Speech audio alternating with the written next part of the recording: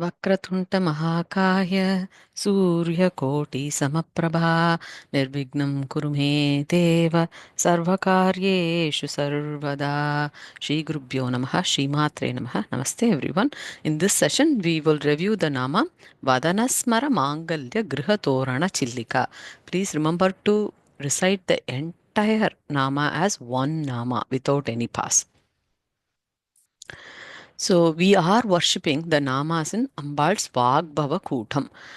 Vagbhava Kootam is the divine head with the mukham.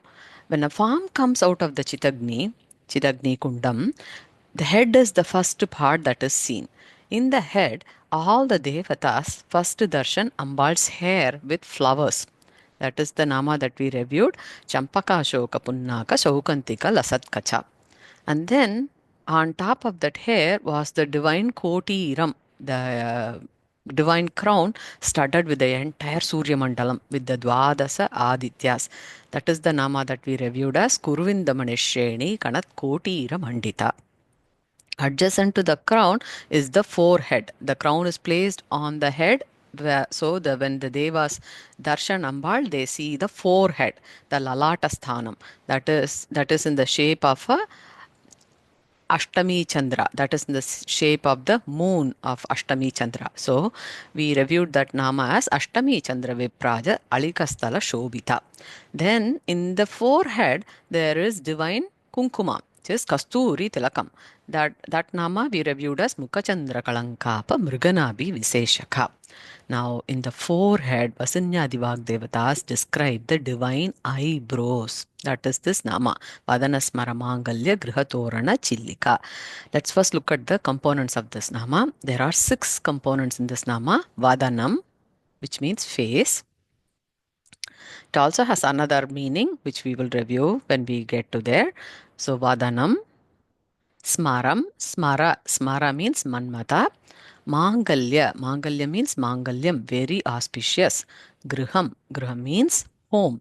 Thoranam are the festive decorations of the home. In the front of the home, it is usually they are decorations. That is Thoranam.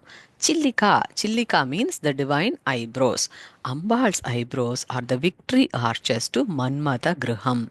If the entire face of Ambal is his Gruham, is his home. That's where Manmatha resides. Face has very special decorative things in it, and the 2 decorative things that he sees is the Chillikas, are the eyebrows. So there are 6 components in this nama. Of these 6 components, there are special Beejaksharas hidden in the first 5 components.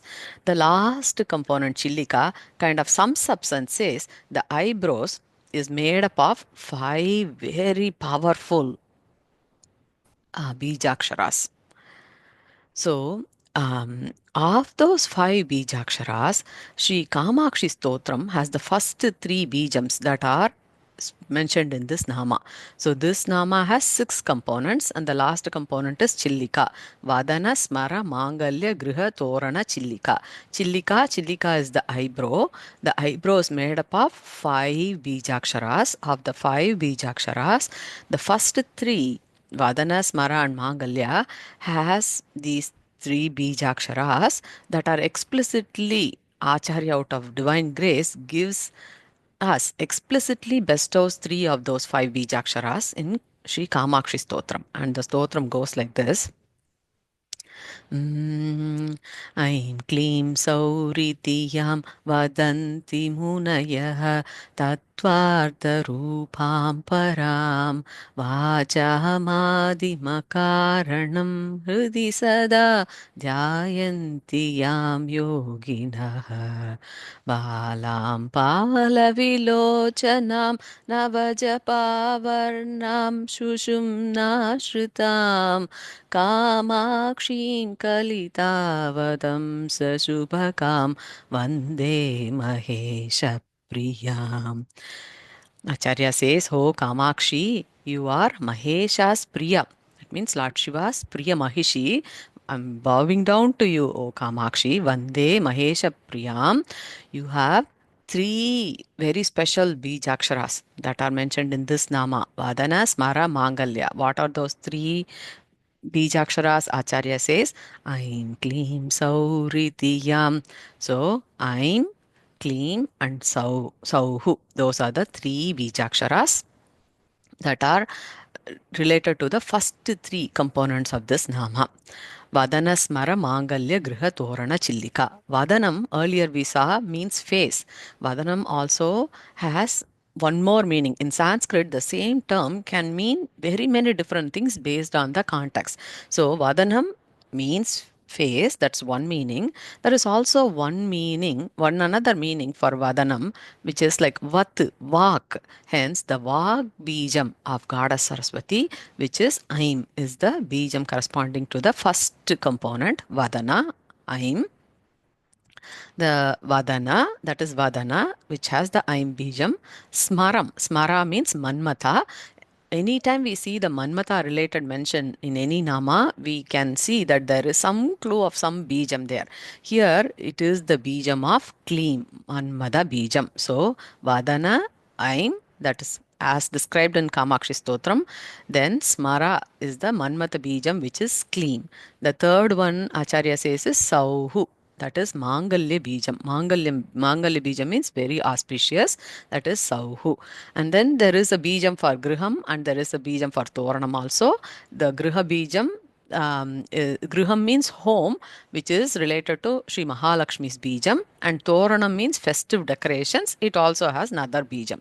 And the Chillika, which is the eyebrows, is the sum of all the five Bijams.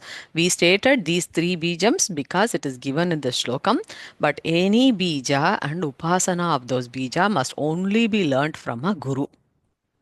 For us, we don't have to worry about, oh, what do we have to do, how do we do upasana of these three beejas. In fact, the doing the upasana of the beejas is very very tough. You have to have so much self control, you have to do so much puja, you have to do nyasam, you have to you have to have fasting, you have to learn it from a guru, you have to observe very many tough things.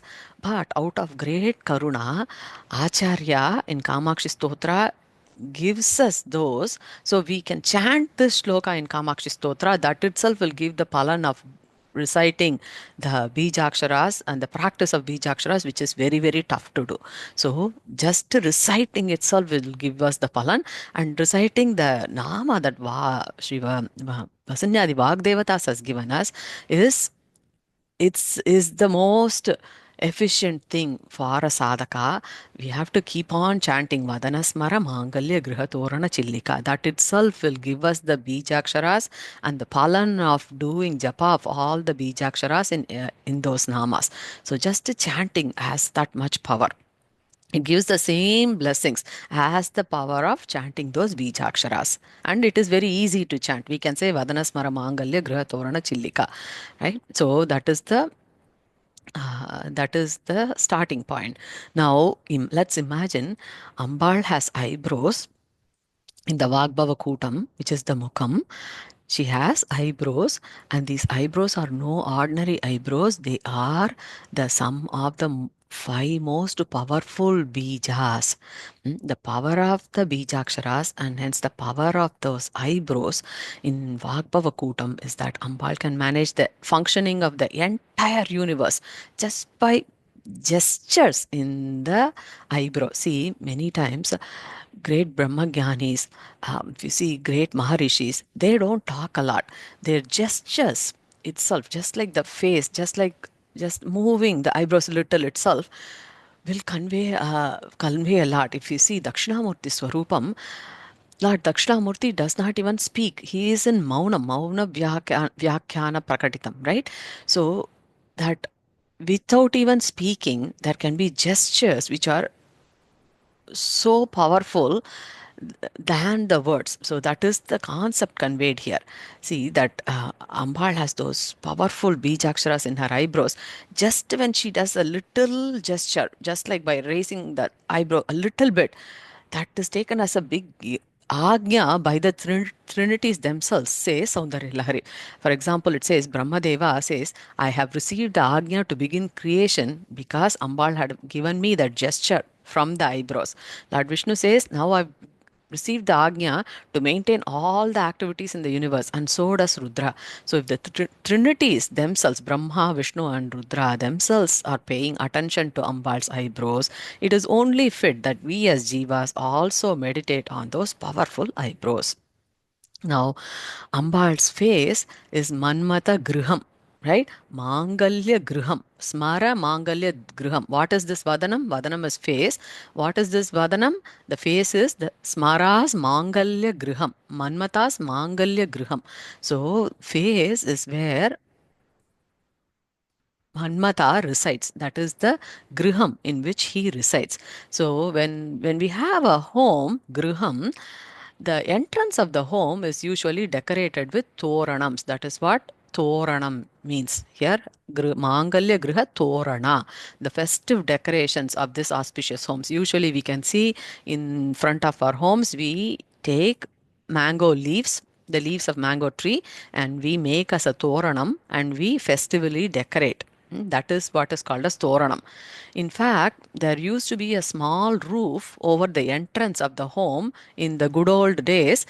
The front of the home will have kind of some kind of a shade, if you can see, to protect the front entrance from rain and shine. That is the original concept of Thoranam.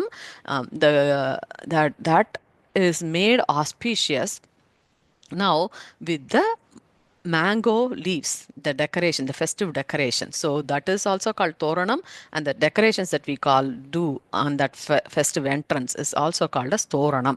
So Gruha Toranam, that is what Gruha Toranam means. Just like this Thoranam protects the entrance from rain and shine, Ambal's eyebrows protects our home. Our home means our kshetram, our body, ourselves. That's what it means. So Ambal's face is the Mangalya Gruham in which the Thoranam gives protection to us. That is Vadana Smara Mangalya Gruha Torana Chillika. Chillika is the eyebrows. The eyebrows in her face gives protection to our home, which is the kshetram. Ambal's face has the power to attract Sri Kameshwara himself, the divine Lord himself.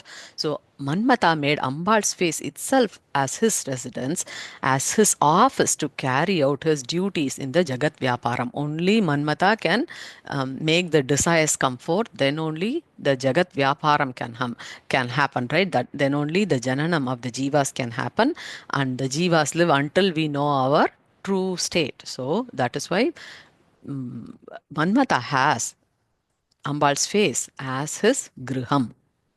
The term Chillika. Chillika is a very special term. Chillika means eyebrows. Where does it say that Chillika means eyebrows? For this, Bhashyam quotes two pramanams from two different places. One, Bhashyam says that sage Durvasa has used the exact term Chillika in Arya Dvishati. Acharya Durvasar in Arya Dvishati has a shlokam that Bhashyam quotes. The shlokam is Abhugnama Shruna Chillihasi Tayugmasara Karmuka Vilasam Mandasmitan Jitamukim Manimaya Tatanka Mandita Kapolam. That is the shloka in Arya Dvishati, which Bhashyam quotes, where Acharya Durvasar says, Chillikasi. See, Abhag Nama Shruna Chilli Hasita. That if you combine this term, it becomes Chillika. So Bhashyam says, Durvasar himself has done the prayogam of the term Chillika to state that Ambal's eyebrows are the divine Chillikas in the shloka. Acharya in Arya Dvishati, while describing Kurukula Devi. Kurukula Devi is a mother-like form of Devi, specifically prayed in Sri Vidya tradition. All the devatas that are worshipped in Sri Vidya tradition are the embodiment of Sri Lalitambika herself. The devatas and Lalitambika are not two different things. They all come from Sri Lalitambika. So the reference here is Kurukulla Devi is the mother form that well, describing that mother form, Acharya Durvasar has used this term Chillika. That's what Bhashyam is quoting That there Acharya states that Ambal has very beautiful eyebrows in the shape of a bow here, and references the term Chillika. That's the first pramanam quoted to say Chillika means eyebrows. The second pramanam quoted is that Bhashyam says that Nama Kalpa Drumam. Think of that as a dictionary. It also states Chillika means eyebrows. So for us, when we look at the term Chillika, we know now that Chillika means the divine eyebrows in the Vagbhava Kootam. Now, Acharya, Sri Adi Shankaracharya, in Soundarya Lahari describes Ambal's eyebrows as that of a bow, as that of a bow. In which shloka Acharya says, in shloka 47, Bruvau Bhugne Kim Ched Bhuvana Bhaya Bhangavyasanini त्वदीये नेत्राभ्यां मधुकररुचिभ्यां धृतगुणं धनुर्मन्ये सव्ये तरकरगृतीतं रतिपतेः प्रकोष्ठे मुष्टौ च स्थगयति निगूढान्तरमुमे. The shloka, Acharya says, Ume, oh Amba, Uma, I can see that your eyebrows are the bow. He says, Dhanur manye savye. Dhanu means Dhanuhu, a bow. Just like the bow has two shapes here, Ambal's bow, manye, I think this looks like a bow to me, says Acharya. There are two curved arches in the bow. Similarly, when we see Ambal's eyebrows, it looks like two arches here. So Acharya says, Dhanur manye savye. I think this is your eyebrows are the bow, Amma. Uma, oh Ame, oh Ume, oh Amba, oh Uma. What is the bow? Bruvau. Your eyebrows have two curved shapes. That looks like Ratipatehe. Danuhu of Ratipate. Rati is the wife of Manmatha. So he says Ratipate. I think those two eyebrows are Rati Devi's pati, Smara, Manmatha's bow. So the Nama here is Vadana Smara Mangalya Gruha Torana Chillika. The same Smara, Manmatha's bow. So your eyebrows are Manmatha's bows. I think that is what it is. Amma, he says, Uma ho ume. Amba, that is what I think. Dhanur manye ratipatehe. Your eyebrows are the bows of Manmatha. Now, if Ambal's eyebrows are the bows of Manmatha, then the question comes, he says, Bruvo. Bru is eyebrow. Bruva means dvivachanam. There are two two eyebrows here, right? So the question comes: is there if there is a pair of eyebrows, bruvo, are there one on this side there is a brew, one on that side there is a brew. So pair of eyebrows. So if eyebrows are considered to be a bow, and since there are a pair of eyebrows, are there really two bows? Can somebody use two brows at the same time? No, no, no. There can't be two brows. Manye, I think, even though there are two eyebrows, I still think there is only one bow, says Acharya in this shloka. He says, when we see eyebrows, there are two curves, one on this side, one on this side. Similarly, like one on this side, one on this side. So far the two curves matched exactly like a bow. So far that part works exactly perfect. Now, the bow has a central portion, right? In which one somebody will hold it. That central portion is there. Like this, there is a central portion between the two eyebrows. If you see the central portion, there is the as per Samudrika Lakshanam, if we see the central portion of a Uttama Stri's eyebrows, Samudrika Lakshanam states that the two eyebrows must not be connected. See, this has to be like this has to be like this. It should not be connected. The eyebrows should not be connected per Samudrika Lakshanam.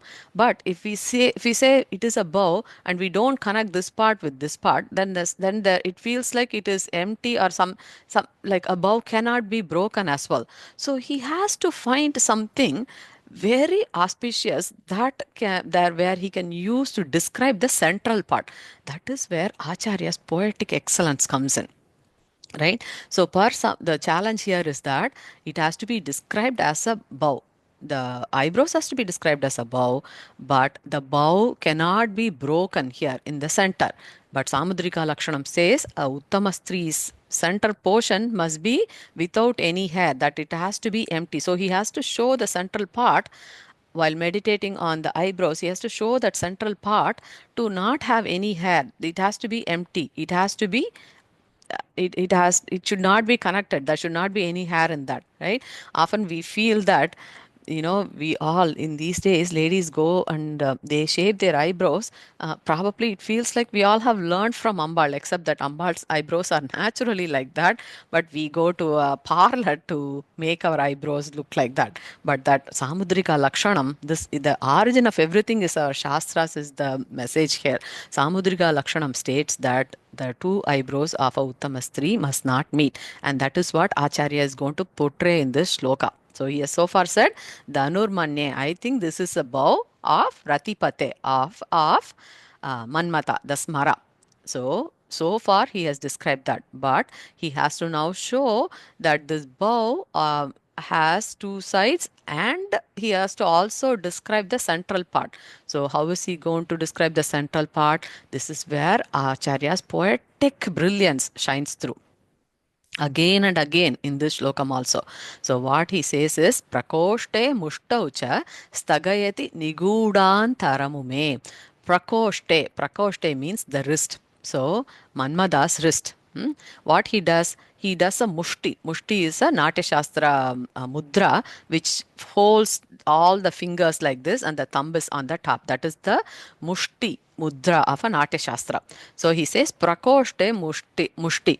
What does this Ratipate do? Manmatha, the Ratipata, he holds his fist like this. He makes a mushti shape and then he turns his mushti to the other side. Okay, so he look at this hand, he has turned it to the other side, and now he holds this bow as the center here.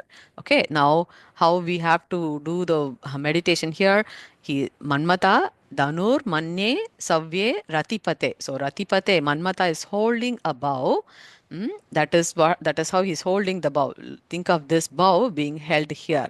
So the bow here, Ratipate's bow has a curve here. Ambal, that is Ambal's this side of the brow. Ratipate has one more curve here in the bow. That is Ambal's this side of the brow. Now, the central part, according to Samudriga Lakshanam, has to be shown without any hair. So, Acharya's poetic brilliance says, Manmatha's mushti is like this, in this form.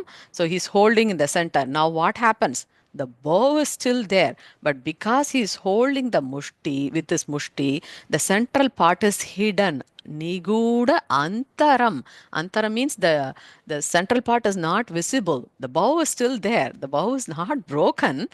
Poetic brilliance. How is somebody being able to like visualize this kind of a concept? Only Acharya can do that.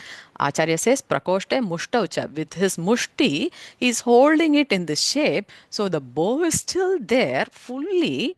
There is no breakage in the bow. Yet at the same time, it defines all the rules as in the Samudrika Lakshanam.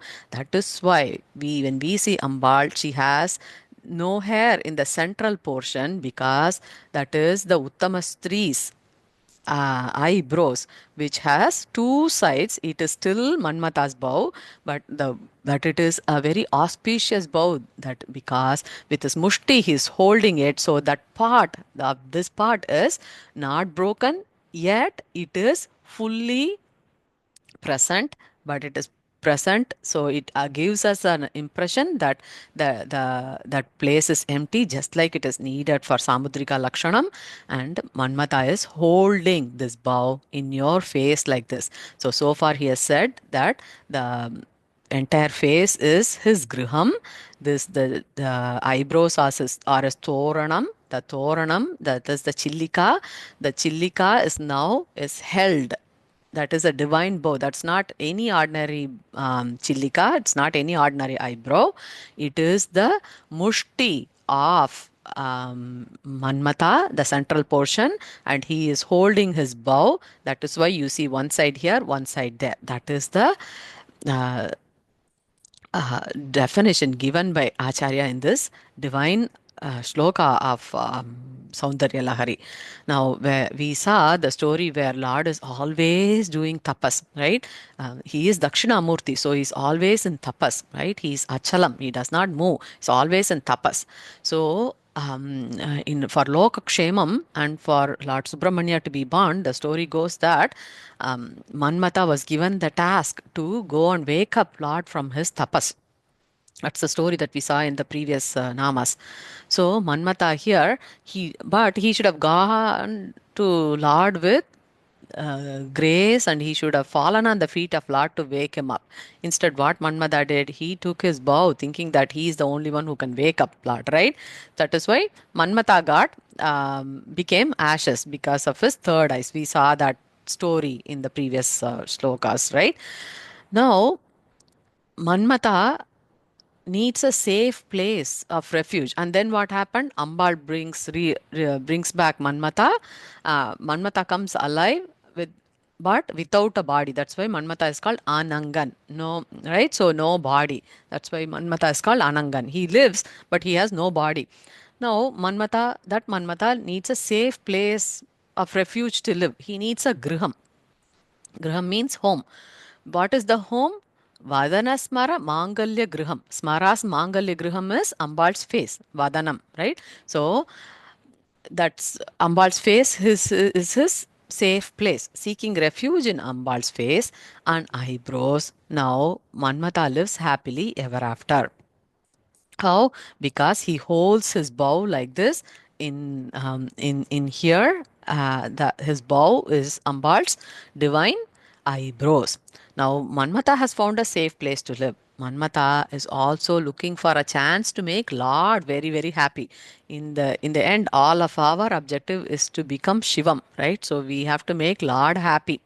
So Ambal's eyebrows. So he has made himself his bow to be Ambal's eyebrows. That's what Manmatha has done. He has taken his mushti, he has kept his bow and made it as the Gruha Toranam, right? With the chillikas. He has made his hand, his bow as Ambal's eyebrows. Now, Ambal's eyebrows are the victory arches to the Manmatha's Gruham. Now he takes his prakoshte mushte and holds his arms and his bow on Ambal's face. Now Manmatha is considered to be the most enchanting person who can enchant anybody. Now, because he is in Ambal's face, that is the speciality. If we have beauty, that is not sufficient, but that beauty has to be used for describing Ambal. That is the Parama Prayojanam of every Jiva's life, isn't it? So Manmatha does exactly the same. He makes himself Ambal's Chillika, right? His bow becomes Ambal's Chillika. Now, Ambal has this face. The face has this thoranam that is made out of Manmatha's arrow. The arrow is no longer used to show that he can win over Shiva. No, no, no. That is not the purpose. Now, he is holding the bow to make Lord Shiva very, very happy. How does Lord Shiva become very, very happy? Lord Shiva looks at Ambal's face. Hmm? Ambal's face is the most enchanting of that there is ever. So as soon as Lord sees Ambal's face, Lord is very enchanted. Now Lord is very happy. So if Manmatha sees Parameshwara, Manmatha does not have to worry about getting scared of the Lord because Parameshwara is the most kindest. So he has been made happy because he is very happy seeing Ambal. So Manmatha has made his life very useful by being Ambal's eyebrow. Lord sees Ambal's face and the eyebrows in it, and Lord is most enchanted. So now Lord is happy. When Lord is happy, Ambal is happy because Ambal is very happy only when Lord sees her. So they both are happy. If the divine couple is happy, then it is Lokakshemam. Everybody in this universe is happy. Now, Ambal, out of her generosity and compassion, has given Smara Mangalya Gruham, Vadanam as himself, Vadana itself, as her Mangalya Gruham, for as to use her face itself as home and eyebrows as thoranam. To Manmatha. This is to make the greatest tapasvi, Lord Parameshwara, to be moved by Manmatha in a very, very good way. Now, the Achala Shiva. Shiva is Achalam. That means he does not move. He is a tapasvi. He is the greatest tapasvi. Parameshwara is the greatest Maha tapasvi, right? Even the greatest tapasvi now moves on seeing Ambal's eyebrows, right? Achala Shiva now becomes Chala. He moves. Only when Lord moves, Lord is no longer angry. Lord gets enchanted and very happy. The Achala Shiva has become Chalam. That means there is going to be happiness when the divine couple unite. That is when the creation will happen, when there is chalam and happiness, and all the creatures will be created, and the jivas will understand their purpose and they will get mukti. Now, in this shloka, we saw the poetic brilliance of Acharya bringing the highlighting the Soundaryam in Soundarya Lahari, highlighting the Samudriga Lakshanam of Ambal in this shloka in Soundarya Lahari. But we also need to know Acharya's poetic brilliance goes beyond the poem. So they often say, Puja koti samam stotram, stotra koti samo japaha, japa koti samam dhyanam, dhyana koti sama layaha. Acharya gives all them. See, it says, doing puja is very good. Puja is very, very good because everybody goes and sits before the divine and they offer whatever they can to the divine, submitting themselves. So, doing puja is considered to be a very divine thing.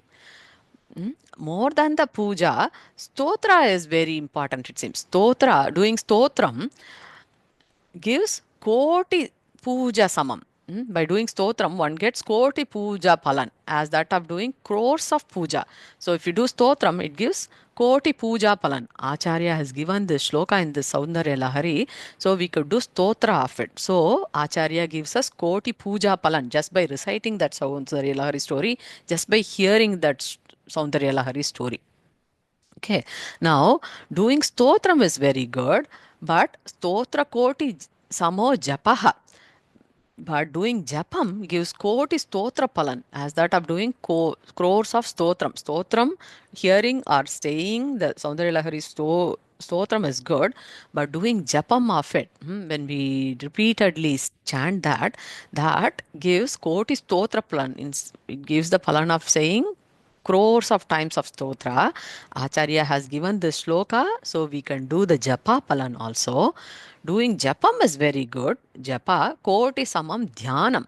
But doing dhyanam gives koti japa palan, as that of doing um, Japam, right? Dhyanam is even more superior, it seems. So Acharya has given this shloka in the Soundarya Lahari that gives the dhyana palan of meditating on Ambal's eyebrows. That is what we did. We did dhyanam. Without us knowing, we were thinking about Ambal's eyebrows. That is how Acharya will take us very close to Ambal. See, that is what he did. He made us all do dhyanam of these eyebrows in the last few minutes with this divine shloka in the Soundarya Lahari. So he has given because we did dhyanam, that gives us koti japapalan, because dhyanam is japakoti samam, right? So he has given that palan also, and by doing dhyanam is very good, but at the same time there's something more auspicious than that. Dhyana koti samo layaha.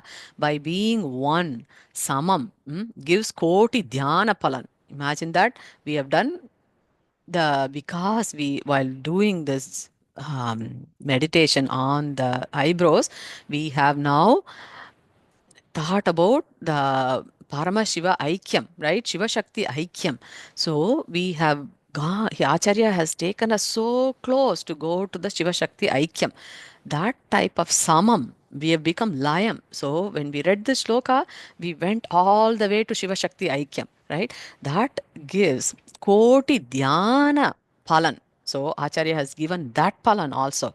So if you see Acharya and Vasanyadi Vagdevatas, with this Nama and the Shloka, he takes us to that stage, and Vasanyadi Vagdevatas takes us to that stage where we got all the four palans: Koti Puja Palan, Koti Stotra Palan, Koti Japa Palan, and Koti Dhyana Palan. And we forget ourselves and become Layam in Shiva Shakti Aikyam while meditating on this divine Nama and the eyebrows of Sri Lalitambika. That is this Nama, Vadana Smara Mangalya Gruha Torana Chillika. By Acharya's grace, let us all meditate on the divine eyebrows of Sri Lalitambika in Vagbhava Kootam. That is this Nama as next steps with Acharya's blessings. Let's review the next Nama in Sri Lalita Sahasranama. Loka Samasta Shukino Bhavantu. May everyone in the whole world be happy. Shri Matre Namaha. Thank you so much.